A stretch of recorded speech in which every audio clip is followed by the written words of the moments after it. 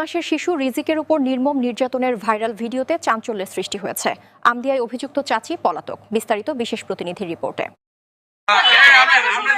মানে কেন এই ভিডিওটা মানে যেটা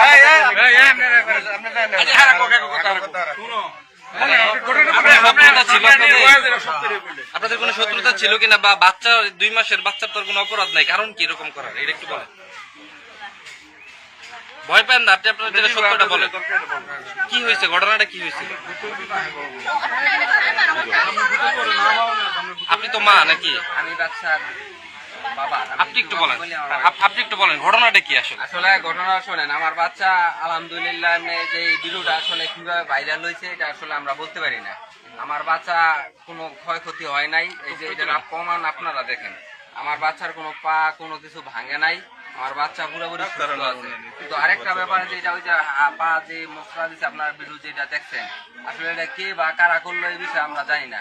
আমার বাচ্চা আলহামদুলিল্লাহ পুরোপুরি সুস্থ, কিন্তু এখানে এই যে আপনারা বললেন পা ভাঙছে, দেখেন আপনারা আমার বাচ্চার পা ভাঙছে কিনা।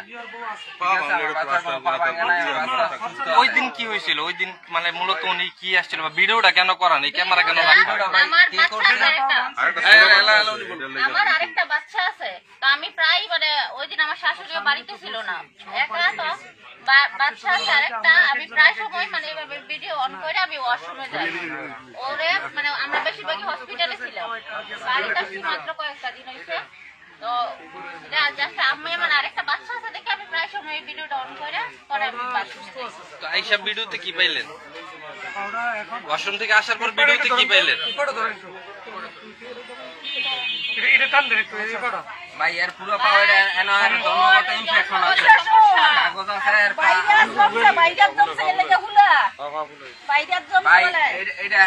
এটা দিন আইসিউর মধ্যে থাকার কারণে দিন আইসিউতে রাখছি মূলত এই পায়ের সমস্যার কারণে। আচ্ছা, আমাদের একটা প্রশ্ন ভাই, এটা হচ্ছে যে ধরেন উনি বাথরুমে যাওয়ার পরে আপনার কেন আসবে? আপনার কি বলে কাকি, ওর তো চাচি হয়, ওর চাচি উনি বাথরুমে যাওয়ার পরে কেন আসবে? সুন্দর কথা বলছেন। আসলে এটা সব সময় আসে, আমরা ওনাদের রুমে যাই, ওনায় আমাদের রুমে আসে। আমরা একই ঘরে থাকি, 3টা রুমের মধ্যে আমরা একজন আরেকজনের জামু, এটা স্বাভাবিক ব্যাপার। আপনি বলতেছেন যে আপনার বাচ্চার উপরে অত্যাচার করা হয়েছে না? কোনো না না, আমার বাচ্চার শোনে না, যদি অত্যাচার করতো আমার বাচ্চা আপনাদের পাশে আছে। আমার বাচ্চার যদি পা ভাঙতো বা শারীরিক কোনো সমস্যা হইতো, এটা আপনারাও বুঝতে পারতেন। একটা সুস্থ মানুষ আর একটা অসুস্থ মানুষের পার্থক্য কি রকম এটা আপনারা বুঝেন। আপনারা দেখেন, যদি বাচ্চার মনে হয় না কোনো ক্ষয়ক্ষতি হয়েছে। ভিডিওতে দেখা গেছে আপনার পায়ে ধরে মোচড় দিছে, পায়ে মোচড় দিছে, এটা তো ভিডিওতে স্পষ্ট আসছে। এটা এই বিষয়ে কি বলবেন? আর একজন বাবা এমনি কথা বলতে পারে? এটাই তো আমি সঠিক বলতে পারতাছি না। না কিভাবে বলতে? আপনি ভিডিও দেখেন নাই? ভিডিওটা কাটা বাচ্চার ভিডিওটা আপনি দেখছেন না? দুবে করে আইছে দেখলাম, মোচড় দেয় নাই, পায়েটা ধরে নাই মোচড় দিছে। এই বিষয়ে কি আদর করতেও চাচি ওকে আদর করছে, আদর করলে বুঝা গেল মোচড় তো দেয়। আবার দৌড় দিছে, এটার কারণ কি?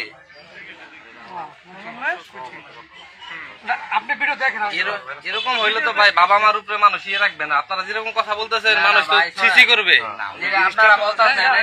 আমরা কিছু বলতেছি না, আমরা যা দেখছি। বাচ্চার চিকিৎসা বাবদ যে টাকা লাগছে 1 টাকাও আমি কিন্তু দেই নাই, সব টাকা আমার। আচ্ছা, ওই মহিলা নাকি মাপ চাইছে আমরা করতে 2 দিন আগে মাপ চাইছে। ওনার মা তো বললো আমাদেরকে আপনার এনে ক্ষমা চাই গেছে, আপনারা বলে মাফও করছেন। এটার বিষয় কি? ওই যে মিছা কথা, মিছা কথা কয় ওই যে বাপ মা বলছে যে মাপ চাইছে।